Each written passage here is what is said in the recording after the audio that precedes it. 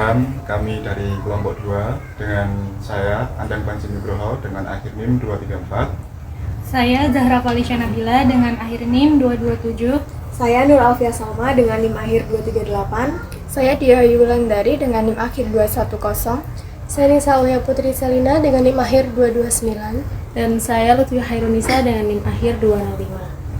Kami akan melakukan wawancara terhadap UMKM Falstan Clothing dengan narasumber Bapak Alex. Ya. Pertanyaan yang pertama mungkin bisa dijelaskan dulu Pak, latar belakang usaha sablon ini, berdirinya tahun kapan, sama kok bisa terpikir mendirikan sablon ini?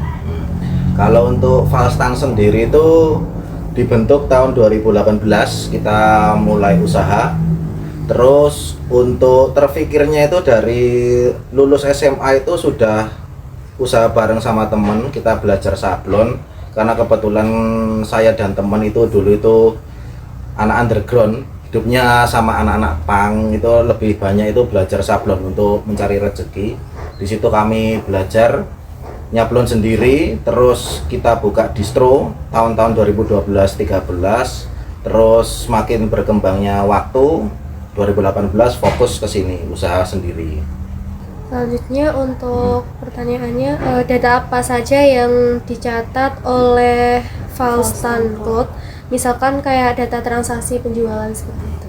Kalau data di sini mulai paling basic itu pasti ada data transaksi untuk pembelian dan penjualan dari customer, terus bahan baku. Terus kedua itu data pelanggan, itu pasti ada data pelanggan, kita selalu follow up pelanggan. Terus ada lagi untuk data stok bahan baku, kita punya kain berapa, itu pasti ada. Terus yang terakhir ya data tentang keuangan bulanan sama tahunan. Selanjutnya, bagaimana metode pencatatan atau penyimpanan data saat ini? Kalau untuk penyimpanan di sini tuh masih pakai Excel. Untuk pengerjaan dari Excel, nanti kita untuk bulanan sendiri nanti setiap akhir bulan itu nanti ada di print out, jadi kita untuk jadi bisa dikumpulkan, ada data fisik, ada data yang soft file juga ada, jadi sebagai backup. Iya. Kan tadi Bapak bilang ada data pelanggan, data stok, data keuangan. Nah, itu gimana cara Bapak mengelolanya? Kalau di saya itu kan karena pakai Excel semua, itu nanti Excel itu pasti ada folder-folder masing-masing. Kalau kami di situ. Kalau data pelanggan itu lebih banyak itu di Excel. Tapi kalau yang untuk data keuangan dan lain-lain itu biasanya kita buat ada dua rangkap, satu soft file, satu hard file. Jadi kita bisa lihat langsung di kamera, di layar. Terus kedua, setiap bulan kita evaluasi tim, nanti kita buka laporan keuangan di situ. Apa kendala utama dalam mengelola data saat ini? Misalnya kayak mungkin ada data yang sering hilang atau mungkin tidak ada backup. Kalau kendala itu sebenarnya itu kalau teknis itu nggak ada ya teknis, karena tadi sudah saya jelaskan kita untuk data punya backup. Cuma yang paling sering itu biasanya miskomunikasi antara admin, itu pasti ada. Misalnya kita mau beli kain segini tanggal sekian, adminnya itu kadang itu sehari kan kita bisa beli sampai 2-3 kali. Adminnya itu kadang itu langsung dirangkap jadi satu, nggak dipisah.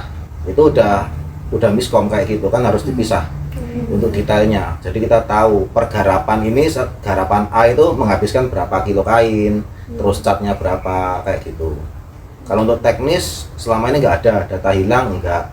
Karena kalau kita tahunan itu kita lebih banyak itu kita rangkap terus langsung kita print out. Jadi walaupun data di komputer hilang, kita masih punya yang ini backupnya. Itu selanjutnya kan banyak nih data yang ada di Falstan ini. Bagaimana sih Falstan itu mengamankan keamanan dari data-data yang ada, misalkan dari data Falstan itu sendiri ataupun data dari konsumen. Kan seperti ada kayak data desain, data logo atau data internal perusahaan itu seperti apa untuk pengamanannya? Kalau data untuk keamanan itu sebenarnya itu di sini masih basic-basic aja, karena di sini untuk masalah data intern itu masih yang megang cuma saya. Jadi nggak setiap orang bisa masuk. Jadi akses hanya satu orang. Akses cuma satu orang di situ. Jadi masih aman sih. Kecuali laporan keuangan pun kan kita harus pilah-pilah mana yang bisa dipublis, mana yang enggak di situ. Untuk mengurangi kemungkinan terjadi itu apa yang Bapak lakukan? Misalnya nanti atau ada pencurian logo, misal saat pengerjaan kan pasti entah dari karyawan, entah dari siapa melihat apa yang kita kerjakan, atau nanti ada dokumentasi atau seperti apa itu. Bagaimana pencegahan dari Falstan? Kalau untuk ini kan dokumentasi kan masalah desain. Iya. Itu biasanya itu kalau saya untuk penggarapan itu kan kadang ada dari universitas atau dari kampus, itu biasanya kita sensor. Itu satu. Terus yang kedua, kalau ada garapan kayak komunitas itu biasanya kita izin dulu, boleh nggak di post sama customer. Kalau boleh ya kita post itu nggak full postnya, paling cuma desain tapi kita ngambilnya nggak langsung dari atas. Kalau di area atas kan gampang dicontek, kita biasanya dari samping gitu, jadi tetap nggak bisa diambil. Yang paling awam ya pakai watermark. Tapi pernah nggak Pak kayak kejadian seperti itu, kayak kecolongan seperti itu, pernah nggak? Pernah kayak gitu. Kalau kayak gitu pernah, cuma apa ya, itu kesalahannya malah bukan di saya.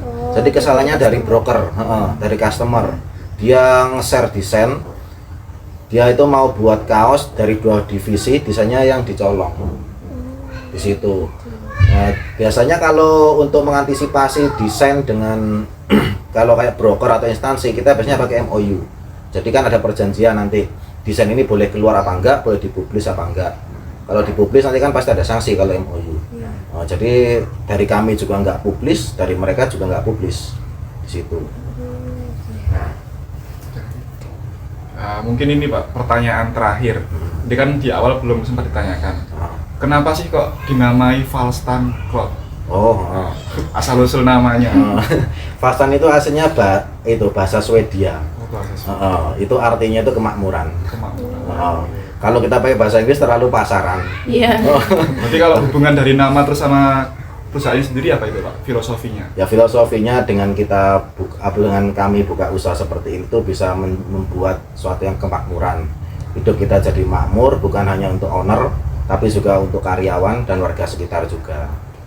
Karena nanti kedepannya kan kita nggak cuma bisnis aja, tapi kan kita juga mensejahterakan karyawan, itu pasti. Terus kanan kiri tetangga, terus kalau lingkungan bisa ya kenapa enggak, di situ sih.